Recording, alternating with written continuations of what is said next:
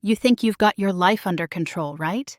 You think you can juggle your secrets, your regrets, your impulses, and keep everything neat and tidy. But then you make one desperate, reckless decision, like faking a pregnancy to cover up an affair, and suddenly your whole world is on fire. I never thought I'd be the girl who did something like this. But here I am telling you everything, because the fallout was so wild, so humiliating, so raw, that keeping it inside would probably destroy me anyway. Jake was my kryptonite. We dated in college. Intense, dramatic, always breaking up and getting back together. When I met my boyfriend, I thought I'd finally grown up. He was stable, sweet, the kind of guy who made you feel safe. But Jake never really left my life. He'd text me late at night, send inside jokes, and every time I saw his name pop up, my heart would race. I tried to ignore it, but the thrill was addictive. One night, after a fight with my boyfriend over something stupid, I found myself texting Jake again. It started innocent, but the flirting came back fast. Soon we were sneaking around, meeting up in secret.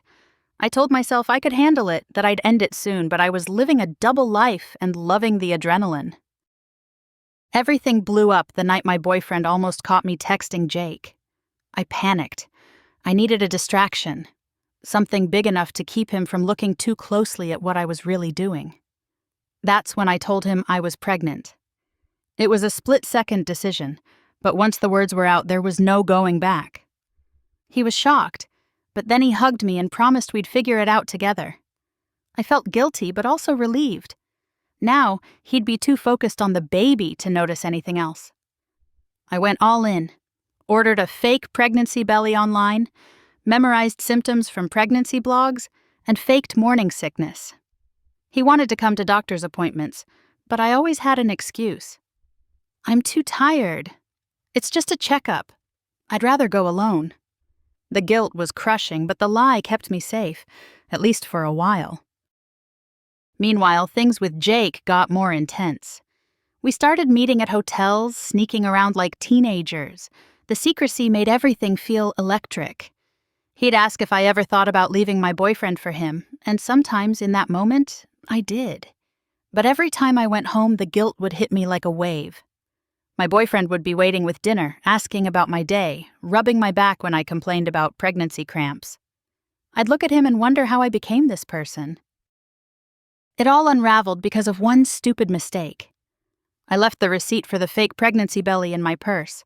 I didn't even realize it until my boyfriend confronted me, holding the crumpled paper in his shaking hand. "What is this?" he asked, voice barely above a whisper. I tried to lie, said it was for a friend's bachelorette party, that it was a joke. But he wasn't buying it. He demanded the truth, and I broke. I told him everything, about Jake, the fake pregnancy, the lies. I sobbed, begged for forgiveness, but I could see in his eyes that I'd lost him for good.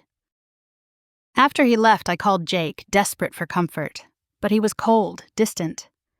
"I didn't sign up for this much drama," he said. "Maybe we should take a break." Just like that, I was alone. My friends found out what happened, and most of them ghosted me. I became the villain in every story, the girl who faked a pregnancy to cover up an affair.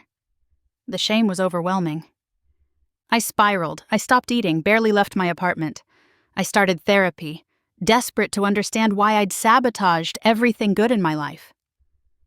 My therapist helped me see that I was terrified of commitment, of being alone, of losing the excitement that came with chaos. But none of that excused what I'd done.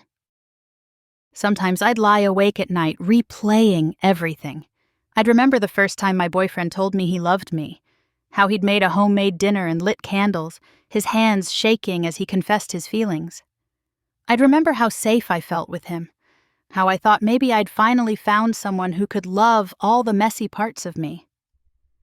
I'd also remember Jake, the way he'd pull me into his arms and make me forget the world. The nights we'd sneak out of parties just to be alone, the way he'd make me laugh until I cried. I'd remember how I always felt like I was chasing something with him, something wild and just out of reach. Jake and I tried to make it work after the truth came out, but it was doomed. Without the secrecy, the excitement faded. We fought constantly, blaming each other for everything that had happened. After a few weeks, he broke up with me. "You're not the girl I thought you were," he said. I couldn't argue. I tried to apologize to my ex, to explain, but he wouldn't listen. He'd moved on, and I had to accept that. I started journaling, writing down every ugly, painful thought. Therapy became my lifeline. I slowly reconnected with a few friends, but I knew things would never be the same. Looking back, I see how selfish I was. I hurt people who loved me just because I was afraid to face my own feelings. I lied, cheated, and manipulated, and in the end I lost everything. But I've learned that honesty is everything. Secrets and lies only lead to pain, and you can't build a future on a foundation of deceit. I'm still healing, still trying to forgive myself. I'm focusing on my mental health, my friendships, and my career. I'm learning to be honest, even when it's hard. And I'm trying to believe that I deserve a second chance, even if it takes a long time to earn it. If you're listening to this and you've ever been the bad guy in your own story, know that you can change. It won't be easy, but it's possible. And if you've been hurt by someone like me, know that you deserve better. Don't settle for less. Life is messy, but it's never too late to start over.